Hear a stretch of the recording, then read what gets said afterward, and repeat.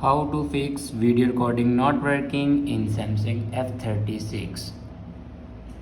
So let's start the video. First of all, open settings.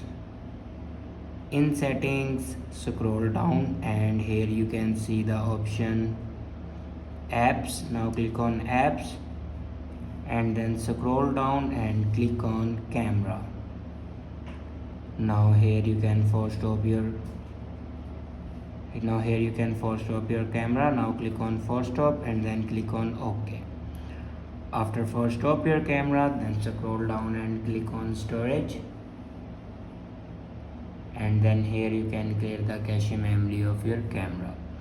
After clear the cache memory, then go back to the main page of your settings and click on click on software update. Now here you can check your latest version will be updated or not. If it doesn't update to latest version, then update it to latest version.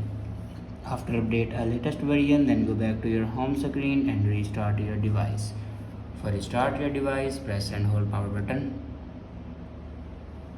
and then click on restart.